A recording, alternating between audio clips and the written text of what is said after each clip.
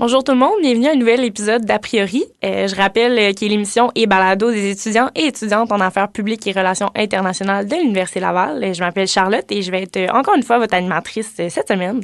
Donc, au dernier épisode, j'ai reçu Juliette et Zoé avec qui j'ai parlé de l'enjeu de la langue au Québec, tant dans le contexte scolaire, donc on parle du primaire, du secondaire, de l'enseignement supérieur même, que dans les médias. On a parlé d'un choc des générations aussi quant à la langue, de l'évolution de la langue parlée aussi et des enjeux qui entourent l'immigration. Donc, c'était une conversation très plaisante et on aurait pu en parler pendant des heures. Donc, je vous invite à aller écouter l'épisode si ça vous intéresse. Dans cet épisode-ci, on va jaser de politique, donc un intérêt qui est commun des gens de notre bac, mais c'est pas le cas pour plusieurs étudiants puis pour bien du monde en général. Parfois, on voit la politique comme un sujet un peu élitiste, voire même plate, qui intéresse pas. Ou des fois, c'est pas rare que je rencontre des gens qui se disent que qui sont pas politisés dans le fond, qui se foutent un peu de qui va être au pouvoir. On vote des fois par automatisme même, plus que par conviction.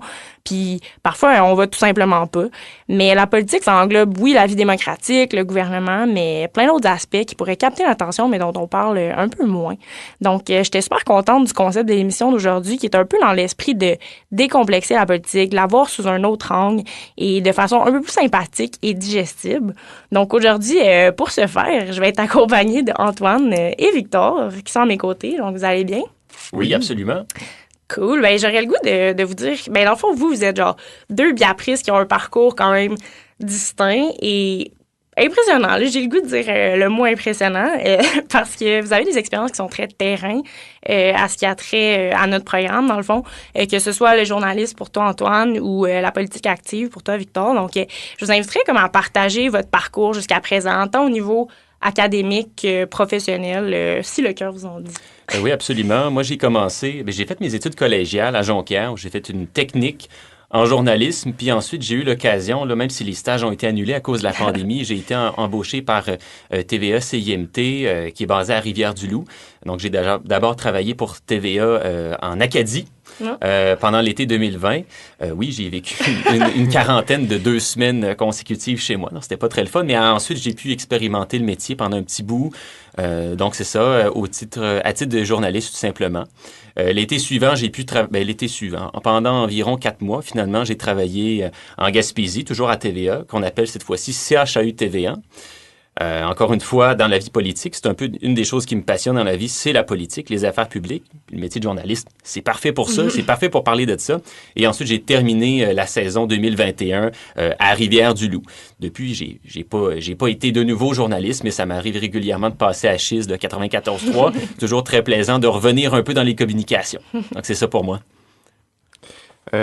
Pour moi, je dirais, par rapport à la politique, j'ai pris le goût de l'engagement peut-être vers la fin de mon secondaire, début cégep. J'ai commencé à faire des journaux étudiants, par exemple, à m'impliquer dans les comités qu'il y avait. Puis aussi, dans la politique partisane, j'avais décidé de commencer à militer après l'élection de 2018 parce que j'avais vu le résultat qui me satisfaisait pas. Puis je me suis rendu compte que si on était toutes pas satisfaits puis qu'on restait dans notre salon à regarder l'écran, ben il y avait rien qui allait changer. Bref, j'ai commencé à militer comme ça. Puis aux dernières élections, c'est ça, j'étais candidat en même temps de faire le BIAPRI, fait que c'était complexe, il fallait bien jongler. Ouais, mais ce qui est quand même très impressionnant, là, je veux dire, de faire. Mais c'est une très bonne manière d'apprendre aussi sur, tu sais, le BIAPRI, c'est des domaines qui sont politisés, donc je trouvais que cette expérience-là pratique, ça se jumelait bien. C'est ça, puis comme tu as dit aussi, Antoine, là, c'est vous, le sujet des affaires publiques, relations internationales, c'est des choses qui vous intéressent, donc vous voyez un peu le BIAPRI comme un complément à vos expériences terrain. Absolument. Mais tu sais, le monde de la politique, c'est un monde qui est très diversifié, puis en politique, on fait pas juste de la politique. En politique, on fait du droit, c'est des questions économiques, des questions publiques, des questions d'affaires publiques. Donc, ouais, notre bac, je pense que c'est parfait. Si on faisait strictement juste des études en politique, ma foi, c'est très intéressant. Ouais. Je pense que j'aurais aussi aimé ça, le bac en sciences politiques. Mais je pense qu'il manque un petit quelque chose. Donc, c'est pour ça que je pense que c'est parfait pour nous, finalement, le BIAPRI. On touche à tout, puis la politique, c'est ça, c'est toucher à tout. Ouais, ben moi aussi, je le recommanderais pour n'importe qui veut améliorer son jugement critique sur l'actualité, parce que c'est vraiment ça, tu sais, pas le politique, mais comme la politique avec les autres dimensions qu'il y a, ça apporte plusieurs angles sur tous les sujets. Puis moi, j'ai remarqué que pour assimiler des enjeux, des sujets, Des concepts, ouais, ben, ça allait, vraiment. de l'actualité, tu sais, de vraiment Mhm. qui est pratique, je trouvais que ça aidait pas mal. Ouais. La politique, c'est pas juste la game politique, c'est aussi ce qui vient par-dessus les politiques publiques. Puis Donc, ça, sur quoi, justement, oui. on fait les décisions politiques. Donc, comme tu as mentionné, Victor, toi, tu as été candidat pour les dernières élections. Puis ce qui m'amène, dans le fond, je pense que les gens doivent s'en douter un peu. Tu es un étudiant, donc tu n'es pas très âgé. T'as pas, disons, des années d'expérience sous ta cravate, disons. Fait que j'aimerais ça qu'on jase un peu de l'âge en politique. Est-ce que on peut être trop jeune pour faire la politique? Puis toi, comment un peu t'as perçu, genre, ton expérience? Je dirais, pour commencer, en ce moment, ce qui est dommage à l'Assemblée nationale, ou municipale comme au fédéral aussi, c'est qu'il y a une sous-représentation des jeunes. Nos politiciens sont quand même relativement âgés, puis c'est dommage de ne pas avoir plus de représentativité d'autres perspectives. Par exemple, les jeunes, je pense pas que c'est être trop jeune qui est une mauvaise chose en soi. Je pense qu'on va être compétent même en étant jeune, puis que même que ça amène d'autres angles sur des sujets. Puis si on parle pas assez des dossiers jeunesse, à mon avis, des dossiers étudiants. Fait que, est-ce qu'on peut être trop jeune? Je pense qu'il y a du monde qui sont jeunes, qui sont aussi compétents, mais il y a du monde qui y croit tout simplement pas. Moi, j'ai une question pour toi. Oui. Trouves-tu que l'âge, justement, ça a été quelque chose qui t'a été reproché pendant la dernière campagne électorale? J'ai eu des deux. Les deux? J'ai eu des deux, mais je te dirais que le monde à qui que je parlais en vraie personne était assez ouvert, là, ce qu'on me démontrait, mais c'est beaucoup, là, puis ça va faire un bon lien avec le sujet qu'on veut parler tantôt, mais les médias sociaux, là, sont pas gênés, tu sais, mais là, c'était vraiment, il y avait plus de reproches, puis le monde avait moins de filtres, là. Mais t'as-tu senti que les gens avaient, disons, une perspective, justement, de dire « Ah, lui est jeune, il connaît rien, puis ah, j'ai pas confiance Oui. Mais clairement, là, oui, quand on est jeune, il faut faire plus de preuves, là. Ouais. Fait que, j'avais senti ça un moment donné, mais il y avait aussi beaucoup de gens qui étaient, comme je disais, ouverts à ça, puis qui voyaient ça assez positivement, même à l'inverse, là. Mais, il y avait des deux, mais... Mais, dans le fond, c'est juste que, on dirait, je me questionne parce que là, il y a de plus en plus de candidats qui sont de plus en plus jeunes et tout. Puis, est-ce que toi, tu sens comme qu'il y a une mouvance, là, est-ce que tu sens que peut-être toi-même t'as inspiré des jeunes. Est-ce que tu sens qu'il y a de plus en plus de jeunes qui sont intéressés par ça ou que justement on se tourne plus, tu sais, il y a de la politique, il y a la politique active, mais j'ai comme aussi l'impression qu'il y a plusieurs jeunes qui se disent, je vais attendre un peu, je vais faire de la politique plus, tu sais, je vais faire de la mobilisation, je vais faire tout ça, mais je m'embarquerai pas dans la politique. Fait que c'est quoi, toi, qui t'a vraiment poussé à t'embarquer vraiment dans une politique active puis de te présenter, là? Plus personnellement, moi, c'était... ça faisait longtemps que je militais dans mon parti politique. Puis l'occasion s'est présentée pour moi de me lancer dans le comté où j'ai grandi. Fait que j'ai décidé d'y aller. Puis tu sais, c'était beaucoup... tu sais, j'ai abordé tantôt, là, mais c'était vraiment par le goût de faire changer les choses que j'avais pris ma première carte de membre. J'ai commencé à m'impliquer dans les instances. Puis après ces années-là, mes convictions n'avaient pas changé. Fait que je voulais faire ce qui était le plus utile pour le parti, puis porter les couleurs de mon parti dans cette circonscription-là. C'est la meilleure chose que je pouvais faire, puis c'est une très bonne expérience.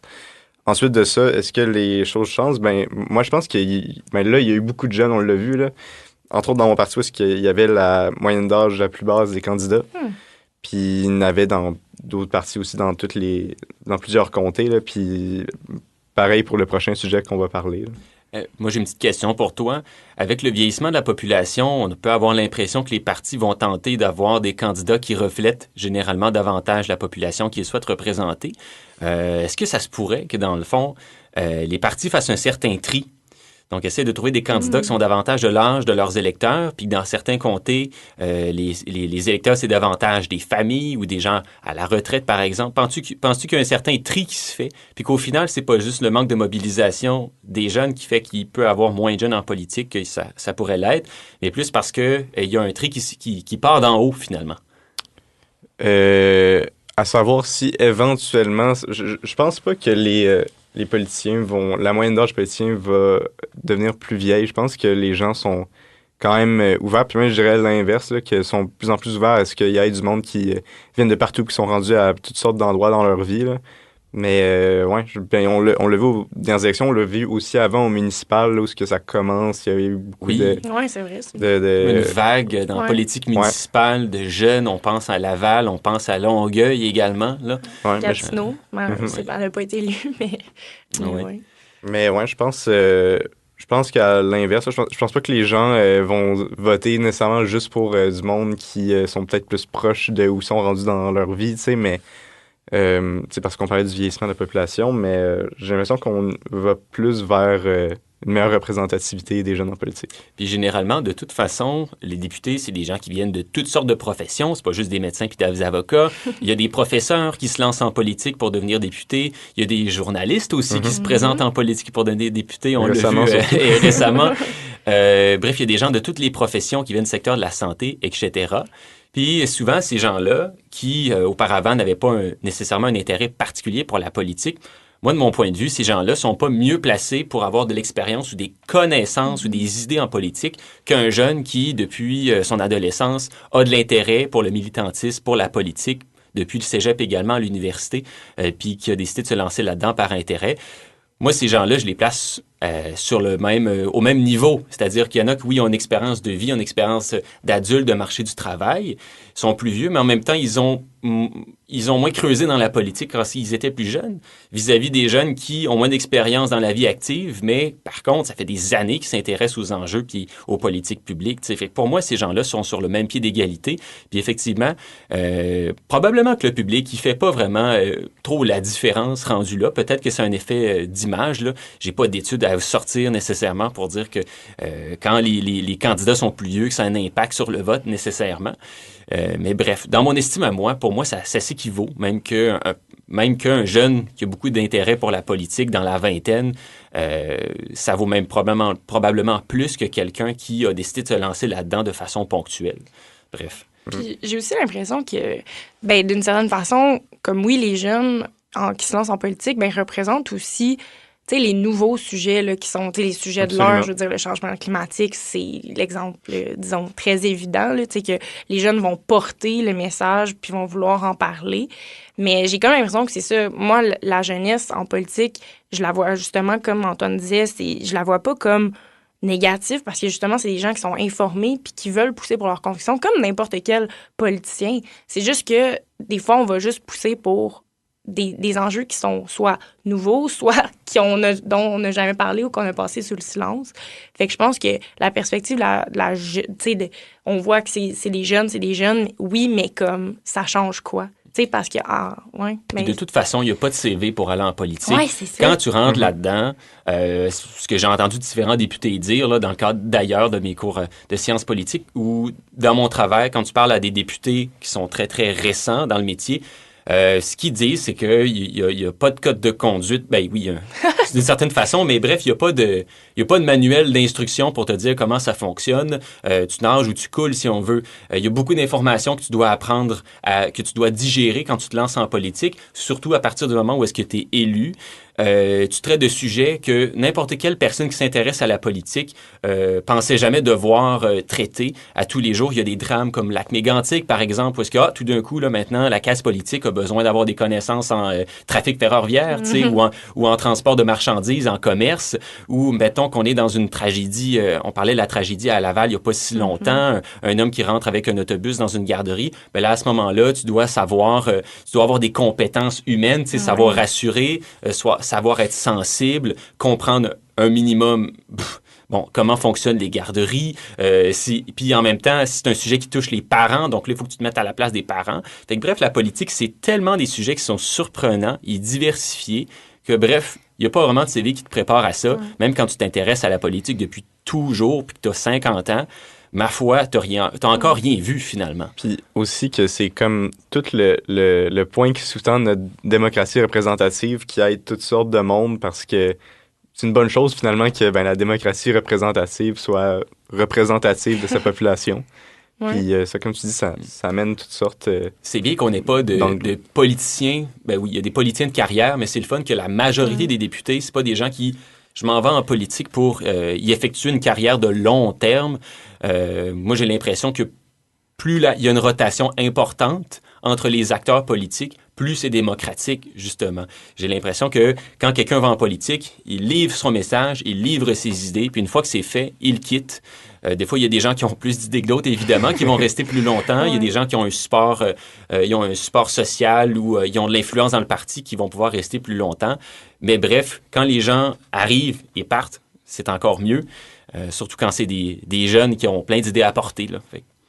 Ouais, puis justement, les jeunes, c'est ça, ils encouragent d'autres jeunes, puis ça crée aussi l'effet de rotation que tu parles, que justement, ça invite les autres à potentiellement s'impliquer. Puis, je reviens aussi, je trouve que la jeunesse, tu sais, comme on peut faire un parallèle avec, il y a comme un argument là, que moi, j'ai entendu de certains de mes profs qui disent que pour être un bon politicien, il faut pas que tu sois c'est-tu le bon mot, technocrate, c'est ça? Un bureaucrate. Mais quelqu'un qui est ultra spécialisé. Comme par exemple, pourquoi on devrait pas, moi j'ai entendu souvent, on devrait pas mettre un médecin au poste de ministre de la Santé.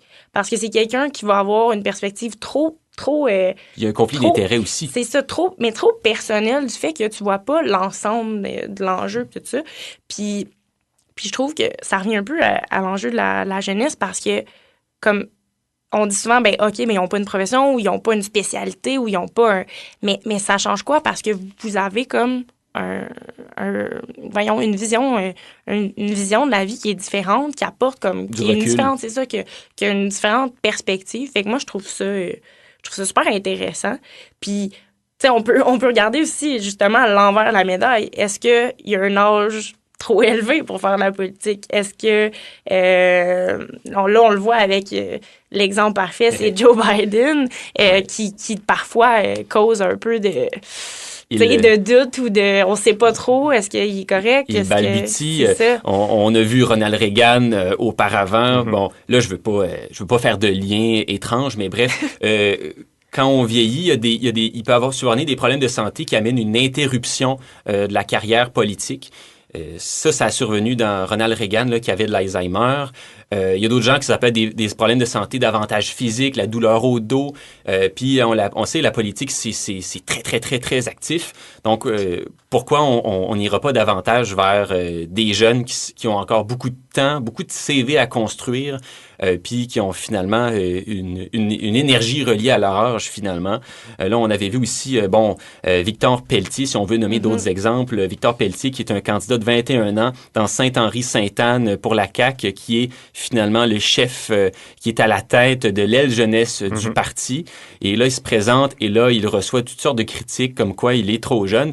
Moi, ce jeune homme-là, je l'ai vu quand je faisais des différentes simulations parlementaires. Avant, j'ai fait le Forum étudiant du Québec, là, à l'Assemblée nationale. Puis lui, il avait été à un moment donné, d'abord dans un X-parti. Puis quand j'ai quitté le Forum, je pense qu'il était devenu chef de son parti dans cette simulation parlementaire-là.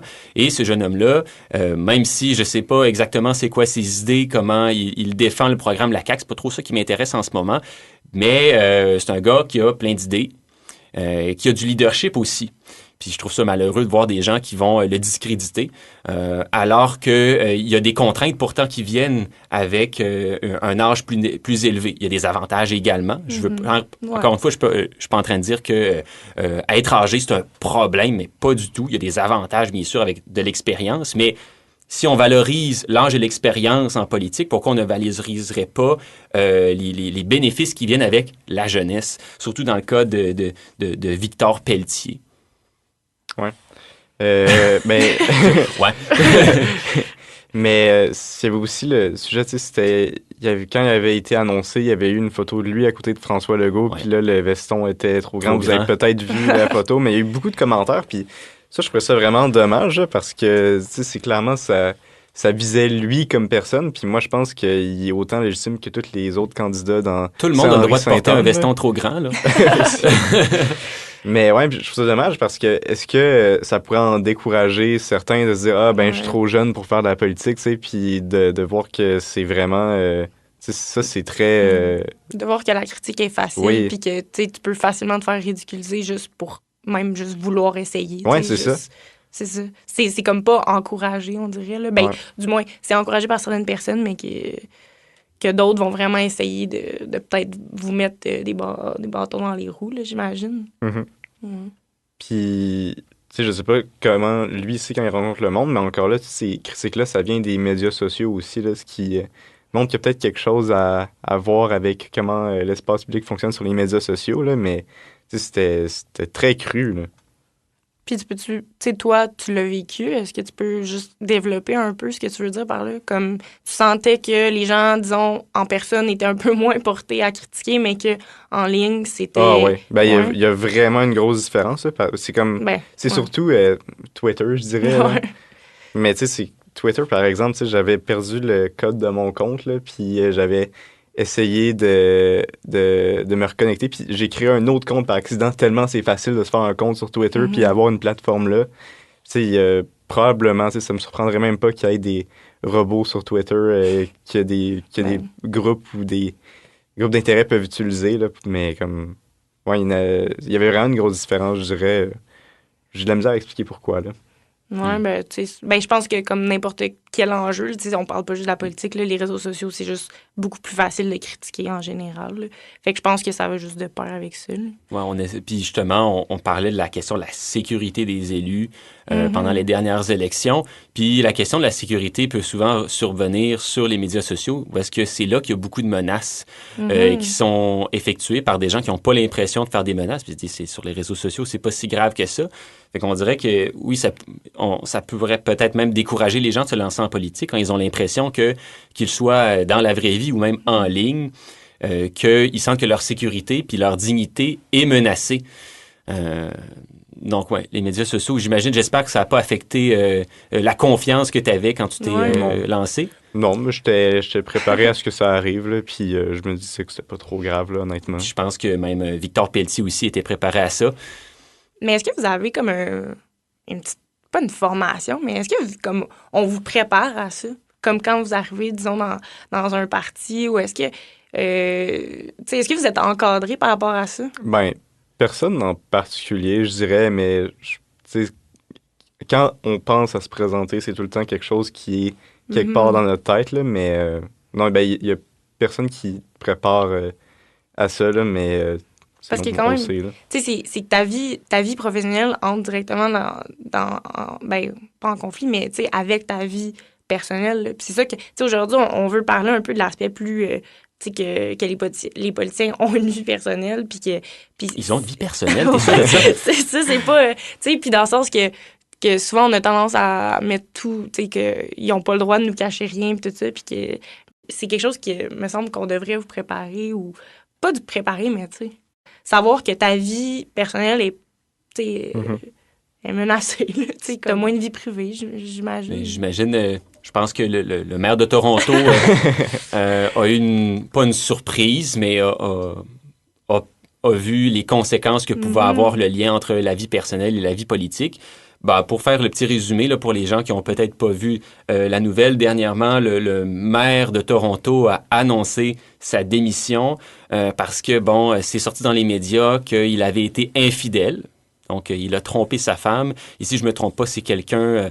il a trompé sa femme avec quelqu'un dans son entourage de travail. Ouais. Donc, lui, il a pris cette décision personnelle-là de se retirer de la politique. Pourtant, il n'y a pas de règlement municipal de la ville qui oblige un politicien... il n'y a même pas de déontologie là-dedans qui oblige un politicien à se retirer de la politique. La dernière fois que j'avais vu ça, que ça m'avait frappé, bien, c'est sûr que j'étais pas né, mais c'était Bill Clinton lorsqu'il avait trompé Hillary Clinton avec une employée de son bureau. Et là, il a failli se faire destituer. C'est toujours une question de valeur. Mais dans le cas, tu sais, en 2023, au Canada, à Toronto, il me semble que ce n'est pas le genre de choses qui va affecter la carrière de quelqu'un. Peut-être qu'il a senti, le maire de Toronto, que que ça pouvait remettre en question finalement le niveau de confiance qu'allaient avoir les gens envers lui, tu sais. Si il y a l'impression que, tu sais, il y a peut-être... On ne sait pas ce qui s'est passé dans sa tête. Il y a beaucoup de gens qui disent qu'il aurait facilement pu rester en poste, mais peut-être que derrière, dans sa tête, il s'est dit j'ai trompé quelqu'un.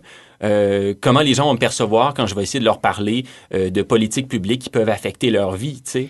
Je sais pas ce qui s'est passé. Moi, je suis pas de cet avis-là. Moi, j'aurais dit, reste en politique quand même. Tu sais, c'est quelque chose de très, très personnel. Puis quand les gens trompent leur conjointe, c'est toujours plus complexe que juste tromper pour le bienfait de tromper, tu sais.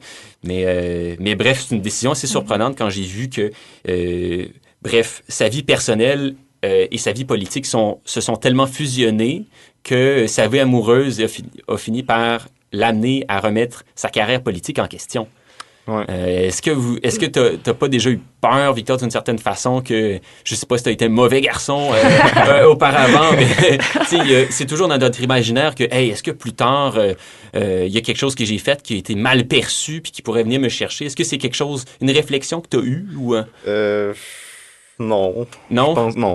Ben, tant mieux. C'est un bon garçon. C'est un bon garçon. Mais tu sais, par rapport à le maire en particulier, moi, je pense pas que, tu sais, la pression aurait été assez grande pour qu'il ait comme pas le choix de démissionner, mais que lui décide de le faire, c'est aussi une décision qui est personnelle parce que, tu sais, il disait que c'est comme une manière de se rapprocher de sa famille aussi, puis il pouvait plus rester maire, fait que... Mais ouais, c'est vrai que c'est spécial, comme tu dis, à quel point la vie personnelle et professionnelle, c'est devenu comme la même chose. On se rappelle de PKP qui avait décidé de se retirer, de démissionner de la chefferie du PQ. Et la raison qu'il avait donnée, c'est que, il y avait... Bon, on s'entend qu'aujourd'hui, il y a eu plusieurs développements dans sa vie conjugale, etc., mais que c'était pour des questions familiales qu'il s'était séparé de la politique. Il y a on dirait qu'il y a un timing, finalement, pour se lancer en politique. Moi, j'avais parlé, quand je faisais mes études collégiales en journalisme, là, j'avais pu parler à Mario Simard, qui est le député du Bloc québécois à Jonquière. Puis quand je lui demandais pourquoi vous vous lancez en politique maintenant, il m'avait dit à ce moment-là, je pense que c'était en 2019, il m'avait dit... écoutez, moi, mon fils, il est rendu aux études supérieures. Je ne sais pas, cégep à l'université à ce moment-là. Il était rendu aux études supérieures. Puis il me disait, peut-être que maintenant, c'est le bon moment. Question vie familiale. Moi, je suis pas sûr, je sais pas si je vais avoir envie dans 20 ans de faire de la politique. On verra rendu là. Mais mettons, là, je pense que je vais avoir une réflexion à avoir sur où est-ce que mon entourage en est. Pas juste où est-ce que j'en suis, mais où est-ce que mon entourage en est. Puis on dirait que c'est une réflexion que tout politicien finit par avoir, la frontière entre sa carrière et sa vie personnelle. Mais parce que j'ai comme l'impression que justement, quand tu décides de te lancer en politique, automatiquement, tu sais que ça va venir avec le fait que, ta vie privée va être un peu moins privée, mettons. Mais j'ai comme l'impression que aussi, c'est qu'il y a énormément de gens qui votent de façon... c'est très selon leur boussole morale. Fait que j'ai l'impression que quand un candidat fait un acte, tu sais, comme on parlait d'infidélité tantôt, ou n'importe quel acte de la sorte, j'ai l'impression que automatiquement, il perd un électorat parce que ces gens-là sont comme « Ah, moi, je ferais jamais ça. Et donc, je veux pas quelqu'un qui ferait ça pour me représenter. » Puis j'ai l'impression que ça n'a même pas rapport avec sa qualité de politicien, ça n'a pas rapport avec ses compétences. C'est juste une question de représentativité. On dirait que la moralité des gens ou les valeurs des gens va vraiment les impacter dans leurs décisions politiques. Oui, mais c'est sûr que quand les gens commencent à s'intéresser... J'ai l'impression que dans la vie en général, les gens vont pas particulièrement s'intéresser à la vie personnelle des candidats. Ça prend pas trop de place, à mon avis, dans les médias, mais effectivement, quand on parle d'un scandale, par exemple, et que là, on en parle... Là, oui, j'imagine probablement que ça a un effet. Les gens, ils veulent voter pour des politiciens qui sont comme eux, finalement. Oui, c'est ça. Qui partagent leur mode de vie et qui sont représentatifs de leur circonscription. Tu sais, si t'es père ou mère de famille, probablement que ça te fait quelque chose quand ton député, il est père ou mère de famille. Donc, il peut défendre tes intérêts. Défendre tes intérêts. Juste par exemple, on parle de père et mère de famille, que le député ou le candidat, lui, il comprenne c'est quoi chercher une garderie, tu sais. Ben oui. Pas facile. Il comprend c'est quoi, tu sais, les impôts. Il comprend c'est quoi les transports en commun, la voiture, les déplacements. Il comprend c'est quoi peut-être aussi même d'un point de vue environnemental. J'ai des jeunes enfants. Quelle planète je veux laisser? Peut-être que le candidat comprend où le député comprend ces préoccupations-là. Fait que oui, c'est une bonne théorie. Mais est-ce que vous pensez que les politiciens méritent ces genres de sanctions un peu sociales-là? Que comme le fait que tu t'es présenté fait en sorte qu'il y a une certaine imputabilité dans le sens que tu dois quelque chose à quelqu'un, genre. Que tu dois quelque chose à ton électorat. Ben, en partant, moi, je pense là, que la plupart là, des gens qui se lancent en politique là, sont bien intentionnés parce que sinon, ça vaut pas la peine. Là. C'est dur. Là. Fait que, pas mal, tu sais, j'ai beaucoup de respect là, pour les autres personnes, même mes adversaires d'autres partis. J'ai beaucoup de respect pour tout le monde qui décide de se lancer. Puis c'est dommage là, quand ça devient sur quelque chose de personnel. En tout cas, Puis on le voit aussi, tu sais, avant que la période de questions commence au Salon Bleu, les députés de tous les partis, généralement, vont aller se parler parce qu'ils se connaissent bien. C'est des grands chums. C'est des grands chums, c'est ça l'affaire. C'est des grands chums. Puis à un moment donné, encore une fois, je faisais une simulation parlementaire. Puis là, c'était François Paradis qui venait un peu... on mangeait au restaurant de l'Assemblée nationale. Puis là, il venait finalement faire un discours. Puis là, on le voyait. Il y avait différents députés qui avaient été invités pour se joindre. Parce que c'était intercollégial. Fait qu'il y avait des cégeps qui étaient là. Puis nous, on avait notre député à ce moment-là qui était Sylvain Gaudreault. Moi, j'étais au cégep de Jonquière, délégation du cégep de Jonquière. Donc, Sylvain Gaudreault était là. Puis là, on le voit aller parler à François Paradis, qui est le président, qui est en position un peu d'autorité, mais qui est aussi, à la base, un caquiste. Puis pourtant, ça ne pose aucun problème. Puis tu les vois, c'est comme une grande famille, finalement. Une famille dans laquelle il y a des divergences. Fait que c'est quand même beau de voir ça, là. Parce que quand on y pense, je veux dire, le but de notre démocratie, c'est que oui, on élue des gens qui représentent différentes idéologies, opinions politiques, tout ça. C'est différents partis qui sont représentés à l'Assemblée nationale, mais ils ont une mission commune qui est de représenter les intérêts de tous les Québécois. Puis s'ils sont pas capables de travailler ensemble, mais à quoi bon, tu sais? Ça amènera pas en nulle part, là. On s'entend à ce qu'ils travaillent comme une gang. C'est comme les travailleurs, quand ils ont un syndicat, puis en même temps, ben, ces travailleurs-là, ce sont aussi des électeurs, puis ils vont voter pour un gouvernement. À partir du moment où est-ce que tu es syndiqué, puis que ton syndicat doit négocier avec le gouvernement, puis que tu votes pour les élus au gouvernement, je sais qu'il y a toujours une espèce de confrontation syndicat-gouvernement, évidemment, qu'on renouvelle les conventions collectives dans la fonction publique provinciale, fédérale, etc.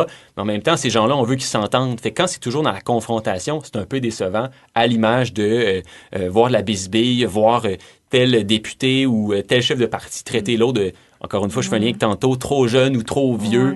Ça fait comme... Come on, là, on veut que vous travaillez pour nous, tu sais, pas tout le temps dans votre petit monde de petite politique à vous chamailler comme des jeunes dans une cour d'école. Là. C'est rare que ça fait ça, évidemment. Heureusement, au Québec, là, je pense qu'on a une Assemblée nationale qui est quand même assez forte, mais On va en profiter pour faire une courte pause, puis on vous revient sous peu pour parler de politique décomplexée avec Antoine et Victor.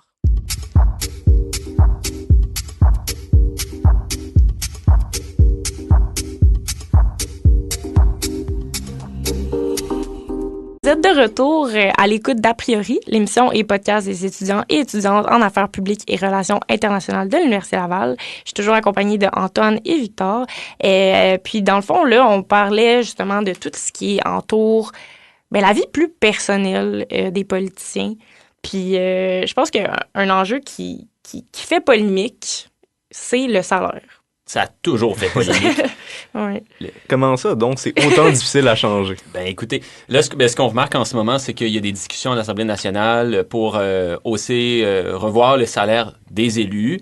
Là, il y a un comité indépendant qui avait été mis en place puis qui doit se pencher sur, c'est ça, le salaire des élus au Salon Bleu. Et là, encore une fois, ça fait polémique. Québec solidaire, lui, il juge illégitime ce comité, entre guillemets, indépendant, étant donné qu'il y a 2 ex-députés de l'Assemblée nationale qui siègent sur ce comité-là pour revoir ça. Donc, bref. Et là, ça crée un petit peu de la dissonance. Il y a des gens pour qui c'est extrêmement difficile, extrêmement tabou de parler du salaire des élus. Et c'est pas juste dans le présent cas du salaire des élus du Salon Bleu. Dans les dernières années, à plusieurs reprises, on a vu ça, souvent régulièrement. Je pense notamment à Saguenay, quand je l'ai étudié là, où est-ce que à chaque fois qu'il y a la question du salaire des élus, de l'augmenter, encore, il y a des gens qui vont venir s'opposer à cette augmentation-là, qu'elle soit légitime ou pas. Je suis pas en train de dire qu'il faut tout le temps augmenter le salaire des élus. Pour certaines personnes, c'est important qu'il reste pas trop élevé pour que ça demeure une vocation d'aller faire de la politique. Mais encore là, c'est un sujet qu'il faut aborder, que les élus n'ont pas le choix de faire. Puis pour beaucoup, c'est vraiment difficile à aborder parce que pour beaucoup de gens, les élus ne devraient pas être trop bien payés. Donc, voilà. Donc, la question, finalement, c'est pourquoi c'est si compliqué, pourquoi c'est si tabou, le salaire des élus? Mais j'aimerais juste, peut-être, pour les gens qui nous écoutent, qui sont peut-être pas, disons, informés par rapport à ça, mais ce que tu dis en ce moment, c'est un peu que, ben, il faudrait que les élus décident eux-mêmes. Dans une certaine mesure, généralement, les élus sont impliqués dans le processus de révision de leur salaire, comme n'importe quel groupe de travailleurs sur le marché du travail, tu sais. Sauf que quand c'est les élus qui prennent les décisions. Prennent les décisions, mais sont dans une position de prise de décision politique. Il y a quelque chose de supplémentaire, tu sais. Mais dans le fond, ce que tu abordais, c'est que, ben... C'est que les élus sont chargés de veiller au bien-être de la société, le bien-être social, etc. Il y a toujours un débat fréquent en politique, c'est où c'est qu'on met l'argent. Puis quand tu vois des politiciens qui parlent de leur propre salaire, là, tu dis, OK, là, maintenant, l'argent, ça a une dimension qui est personnelle. Et là, ben, les gens se braquent un peu, tu sais.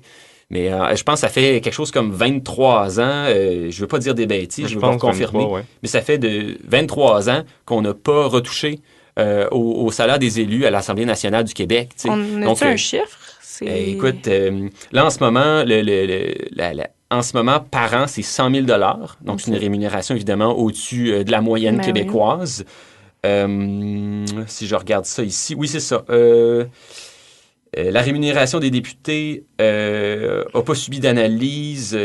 Il n'y a pas eu d'analyse de la rémunération des députés depuis 2023, dans un article du Soleil. Depuis 23 ans, pas 2023. Depuis 23 ans, c'est ça. Donc... on disait, tu sais, il y a des gens qui pensent qu'il ne faut pas que ce soit trop élevé pour que ça reste une vocation. Mais il y a aussi des gens qui pensent que ça devrait être plus élevé pour comme être plus à l'abri de la corruption, par exemple. Il y avait aussi, il y a un cas qui nous vient de Longueuil. On disait un député fait 100 000.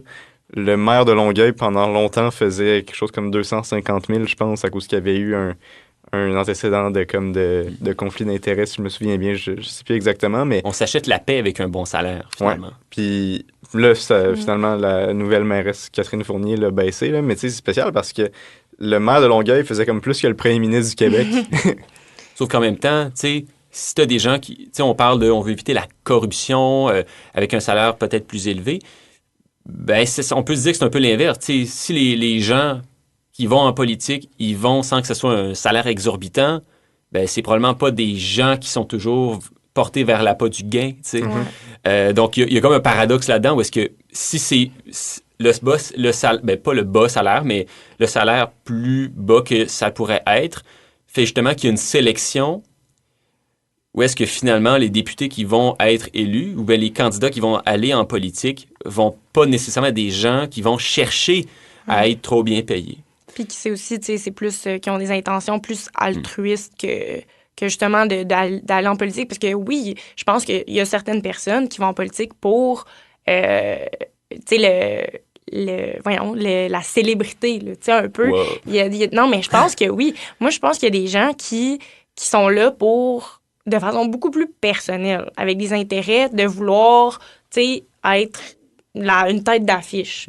Mais encore là, est-ce que c'est la majorité? Probablement pas. On voit beaucoup ça aux États-Unis. Oui, quand Kanye West... Il faut vraiment le vouloir. Là, parce que... Mais oui, parce que justement, tu sais, c'est parce que je pense que ça vient aussi d'une mauvaise connaissance de c'est quoi être député. Là, je veux dire, ça demande énormément de temps de travail, mais c'est l'aspect que je voulais aborder, que, tu sais, on pense hausse de salaire, baisse de salaire. Ben, est-ce qu'il n'y aurait pas un argument de dire qu'on devrait hausser le salaire parce que, ben, il y a tellement d'enjeux que, comme, oui, on parlait tantôt, notre vie privée est affectée. Tu sais, il y a comme un peu des enjeux qui font en sorte que notre qualité de vie, un peu, est diminuée. Tu sais, on travaille des très longues heures, hors 9 à 5, là, on s'entend. C'est aussi l'idée que quand les gens vont en politique, en général, ils ont un certain salaire qui est généralement un peu au-dessus la moyenne. Tu sais, on a beaucoup de gens qui sont justement médecins, avocats, mais pas que ça, évidemment. Mais je pense que il y a une moyenne salariale des politiciens quand on parle de leur salaire en dehors de la politique qui est un peu plus élevée que la moyenne des Québécois. Puis le fait d'aller en politique puis de gagner maintenant 100 000 $ par année comme député, le problème, c'est que il y a un trop gros décalage avec le salaire qu'ils avaient avant d'aller en politique, ben ça peut avoir un impact financier dans leur vie personnelle. Tu sais, si la personne elle gagnait, je sais pas moi, 125 000 par année auparavant, quand il n'était pas député, puis là, il gagne seulement 100 000, ben là, ça a des répercussions sur son logement, où est-ce qu'il vit, sa famille. Sa famille, tu sais. Puis pas juste une question de est-ce qu'il faut pour répondre à ses besoins. C'est pas ça la question, c'est de dire quand il y a un décalage entre le salaire que tu avais avant et le salaire que tu as maintenant, ça crée des changements. Est-ce que je dois changer de maison? Est-ce que je dois changer d'appartement? Est-ce que je dois revoir mon hypothèque, etc.? Fait que ça change les habitudes de vie aussi. Puis s'il y a un trop gros décalage, ben finalement, ça décourage les gens d'aller en politique. Je sais pas si je dis, j'espère que je dis pas n'importe quoi, mais quand on parlait justement de la sécurité des élus pendant les dernières élections, j'avais entendu ça à un moment donné, comme quoi il y avait peut-être un peu moins de candidats dans les courses à l'investiture, dans les circonscriptions. Tu sais, moins de gens se bousculent pour devenir député ou avant ça, devenir candidat dans un comté. Souvent, c'est quelqu'un se présente pour être candidat, il y a une personne, le parti l'a trouvé et that's it, t'es candidat. Il n'y a pas de course entre 2-3 individus, tu sais. Bon, peut-être que c'est moins fréquent qu'avant, mais c'est aussi pour une raison, peut-être. On ne sait pas. Mais ça ne viendrait pas du fait que comme les responsabilités puis les tâches puis tout ça sont de plus en plus, tu sais, mis de l'avant, puis on sait de plus en plus qu'est-ce que ça prend pour être en politique, puis les sacrifices qu'on fait aussi. J'ai quand même l'impression qu'il y a peut-être des gens qui s'en allaient en politique de façon très idéaliste, de façon, tu sais, comme je veux changer les choses, je veux faire le bien, mais qu'on oublie, tu sais, l'envers de la médaille qui est que, ben, ça prend du temps, puis c'est parfois, il faut faire des sacrifices que pas tout le monde peut accepter, là, j'ai l'impression. Il y a aussi un enjeu de salaire à double vitesse parce que je vais aller regarder quand on va continuer à parler là-dessus, mais il me semble bien que les députés du gouvernement, ben, les députés fédéraux sont mieux payés que les députés provinciaux. Oui. Je peux aller, pendant que vous parlez, chercher ça. Pas, c'est, je pense, quelque chose comme 200 000. Oui, quelque chose de même. Fédéral. Hein? Comme tu parles 100 000 et 200 000, c'est pas 200 000 de différence? Non, c'est ça, okay. 100 000 et 200 000. OK. C'est ce que je pense, là. J'espère que je dis pas n'importe quoi. Moi, je vais aller regarder ça. Pour commencer, tous les députés élus à la Chambre des communes ont droit à une indemnité de session de base qui s'élève à 178 900 $ par an. C'est ce que je trouve en premier. Fait que là, en effet, le salaire supplémentaire du rôle de premier ministre s'élève à ce qu'on vient de dire, ce qui double l'indemnité de base et rapporte un revenu de 357 800 $ pour le premier ministre, finalement. Et là, pour ce qui est des ministres, ils ont d'autres genres d'indemnités, puis là, ça peut augmenter là, dans les 250 000 et plus. Là.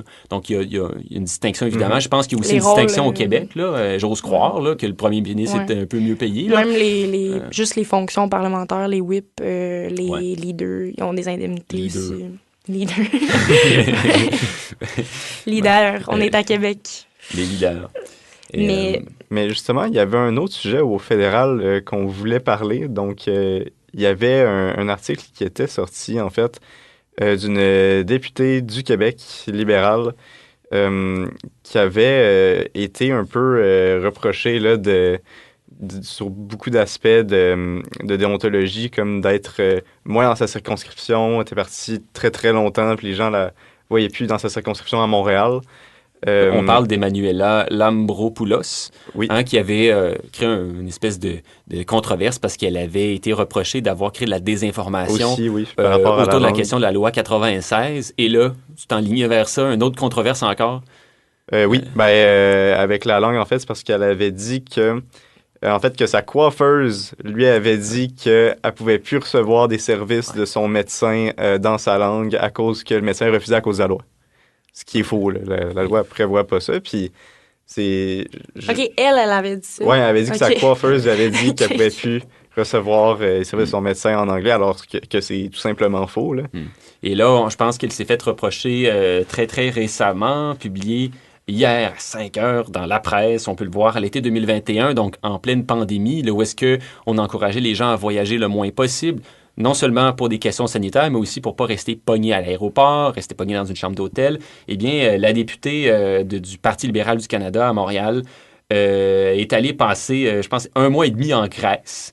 Et là, donc, elle a déposé, je pense qu'elle a, oui, c'est ça, elle a déclaré ce voyage-là au commissariat au conflit d'intérêts et à l'éthique qu'elle avait séjourné en Grèce du 9 juillet au 23 août 2021.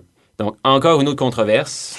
Et pourtant, il y a, tu sais, il y a une forme de déontologie qu'on voit en politique, mais cette déontologie-là, elle n'est pas toujours écrite. Hein? Il y a des normes, si on veut, qu'on disait tantôt... on va en politique parce qu'on... Tu sais, c'est une députée du gouvernement. Le gouvernement a un message, ne voyagez pas quand tu voyages. Fait qu'il y a des comptes à rendre. Fait que les députés ont comme des responsabilités, finalement. Je sais pas, j'imagine qu'il y a d'autres cas comme ça, là, où est-ce que les députés semblent... c'est très rare, évidemment. Là, on a des gens, heureusement, plutôt responsables au Canada dans la casse politique, mais bref, il y a cette déontologie-là un peu abstraite qui existe dans la vie de nos élus. Qui peut être difficile à saisir parfois.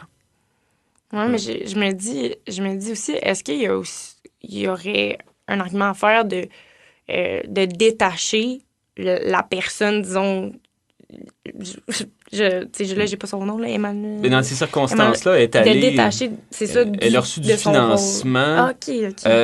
A été, donc, son billet à destination d'Athènes, je suis toujours sur la presse, hein, son billet à destination d'Athènes, au coût de 1 500 $ a été payé par l'Union mondiale interparlementaire de l'hellénisme. Donc, dans le fond, c'est quand tu fais un voyage à titre professionnel, en théorie, et que ton parti ou ton emploi au gouvernement ou en politique ne va pas nécessairement rembourser tous les frais, bien là, à ce moment-là, tu vas pouvoir bénéficier d'une somme.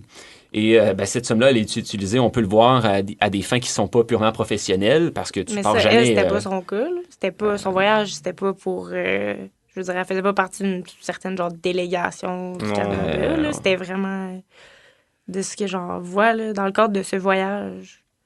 Généralement, c'est... Non, je suis pas mal sûr que c'est des raisons personnelles. Là. Ouais.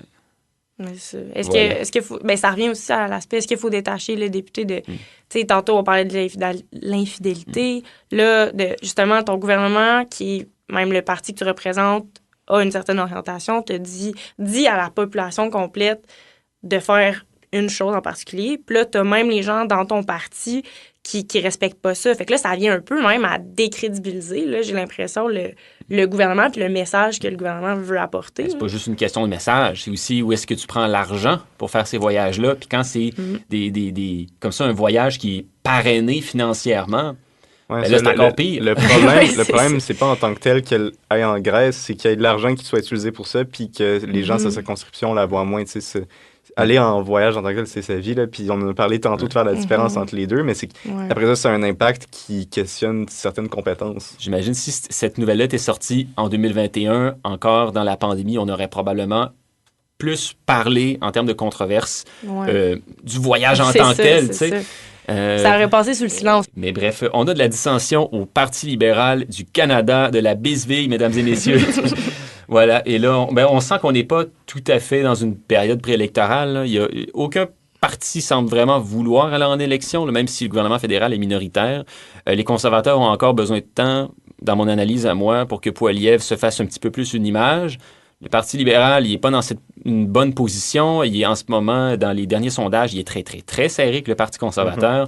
Le NPD, les sondages ne le mettent pas en avant nécessairement. Puis avec sa dernière alliance avec le Parti libéral pour voter certains projets de loi, pour certains, il a perdu une partie de capital de sympathie. Donc, je pense qu'il n'y a aucun parti qui va aller en élection maintenant, surtout pas avec une nouvelle comme ça. Donc, ouais. Mais dans le fond, là, c'est ça, on parle tantôt, on parlait des gens qui sont en politique, qui choisissent d'aller en politique, puis que c'est un choix personnel. On dit on veut changer les choses, on veut faire la différence. Mais il y a certaines personnes qui font ce saut-là en politique et qui se retrouvent à vraiment devoir gérer des situations disons, même catastrophique. Là. Je pense qu'on pourrait parler en ce moment de la crise en Ukraine là, actuellement, avec le président qui était une personne qui n'avait pas vraiment comme d'expérience politique. Là. Oui. Tu sais, c'est une personne qui de ce que j'en ai compris, c'est un acteur, c'est un réalisateur, tout ça. Est-ce que cette personne-là était, disons, moins compétente pour arriver en poste? Et là, en plus, je veux dire, ça aurait jamais pu être envisagé, là, ce qui s'est passé. Ben non, il n'y a pas si longtemps, dans un spectacle d'humour, il jouait du piano avec ses parties génitales, pour vous donner un exemple. Là. Donc, non, il n'était pas... Ah, je vous montrerai ça après le podcast. C'est très, très drôle. Non, mais bon, on s'en parlera tantôt. Il n'y a rien de problématique là-dedans, mais bref, faisait des shows d'humour très, très osés, parce que c'est, comme tu le disais, un humoriste, un producteur, un réalisateur, un acteur. Et là, il se dirige dans la politique. Et bon, pour certains, moi, je suis garant un peu de cette opinion-là. Moi, je trouve que quand on a des élus qui viennent d'un domaine largement, très lointain de la politique, il y a une force de... Il y a un certain avantage qu'il y a avec ça, parce que ça fait des gens qui n'ont pas développé des formes de coutumes politiques qui les amènent à avoir des stratégies là où est-ce qu'il ne devrait pas nécessairement y en avoir, tu sais. Quand c'est un professeur au primaire, au secondaire, quand c'est un comédien, quand c'est quelqu'un qui travaille en entreprise puis qui va en politique, mais ça fait pour moi des individus qui vont pas être, dont la vision de la politique va pas être contaminée par des mœurs, par des stratégies un peu inutiles, par une volonté de toujours... Ça leur donne une forme d'authenticité à ces gens-là. Puis c'est quelque chose qui les rend davantage attachants pour les électeurs. L'Ukraine, ça a été un pays qui a longtemps été gangréné par la corruption. C'est un pays d'ailleurs, même dans les dernières années, avant la guerre en Ukraine, qui était dans le palmarès des États avec le plus de corruption en Europe de l'Est, qui était parmi les plus élevés, juste après la Russie. Donc, c'est pas une démocratie parfaite, mais de voir un bon, gentil monsieur, comédien qui se présente en politique, pour moi, ça a dû inspirer les gens. Surtout dans ce climat-là. Juste pour comparer la situation de la corruption, là, par exemple, avant la guerre, la popularité de Zelensky était en baisse, puis son nom était sorti dans les Panama Papers. Fait que ça aide pas. Mais là, il y a comme, tu sais, il y a l'effet de drapeau, là, il a comme su avoir beaucoup de leadership pendant la guerre. Puis, il y a un effet de rassemblement, mais avec la guerre, bien sûr. On a vu ça au début de la pandémie avec François Legault. Est-ce que sa popularité est-ce qu'elle a monté en flèche?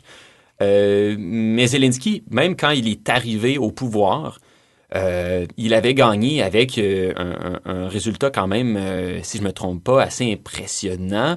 Bref, il faudrait que j'aille regarder ça. Mais bref, il me semble que le résultat, vous pourrez regarder ça en même temps, là, mais il me semble qu'il est arrivé avec des résultats quand même très, très intéressants. Puis il y avait eu un bon capital de sympathie. Évidemment, il y avait les conflits dans l'est de l'Ukraine, avec les mouvements séparatistes dans le Donbass, etc. Donc, ça fait beaucoup de crises politiques à gérer en même temps. Il y avait eu la révolution du Maïdan en 2014, il y avait eu l'invasion de la Crimée. Donc oui, quand tu arrives en politique après ça, ça doit être difficile d'escalader dans l'opinion publique. Mais bref, il avait réussi à faire ça, à devenir très, très populaire sans avoir le bénéfice de la guerre en Ukraine. Donc, je pense qu'il y avait un besoin de renouveau en Ukraine même avant ce conflit-là. Je pense, de ce que je vois, 73,2% des votes. C'est très fort. Le deuxième concurrent, sais-tu, il y avait combien?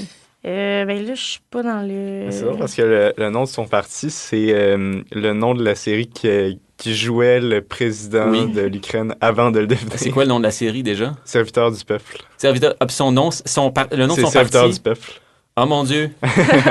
Wow! Bon, ben ça lui avait donné un capital de sympathie d'avoir joué dans cette série-là. Hein. Il a un peu colporté l'image présidentielle qu'il avait dans cette série-là, puis il l'a amené dans la scène politique. C'est ce qu'on pouvait constater. Là, je parle beaucoup comme si j'étais un expert, mais j'ai écouté beaucoup de documentaires puis de reportages sur le contexte politique en Ukraine parce que ça m'intéressait beaucoup. Puis oui, donc il y a un phénomène qui entoure Zelensky, mais c'est pas juste grâce à lui. C'est aussi en Ukraine qu'il y avait un vent de changement là, depuis 2014, où est-ce qu'il voulait se détacher de la Russie, se rapprocher de l'Europe. de l'Union européenne, de l'OTAN aussi, de développer leur économie, de se démocratiser davantage. Puis on dirait qu'il y avait comme la figure parfaite pour faire entamer ce changement-là. Donc, un politicien un peu inhabituel, tu sais, authentique. Donc, voilà, j'espère que tu vas pouvoir jouer dans une série la prochaine fois. Ça pourrait aider. Mais, tu sais, Zelensky, en plus, il y a eu une entrevue qu'il y avait eu avec lui récemment, qui est disponible sur Netflix, avec David Letterman. Puis, moi, ce qui m'avait fasciné, c'est à quel point il est tranquille, malgré qu'il y ait comme une guerre, là. Ouais. Ce qui m'avait fasciné dans ce que c'est Antoine qui m'avait envoyé, cette entrevue-là, c'est, au début, on entend les sirènes qui disent qu'il va y avoir un bombardement. Puis l'intervieweur lui demande qu'est-ce qu'on fait, puis tout tranquille, il dit ben rien. C'est juste, il vient avec. L'entrevue se faisait dans un métro, si je me trompe pas, là, à Kiev.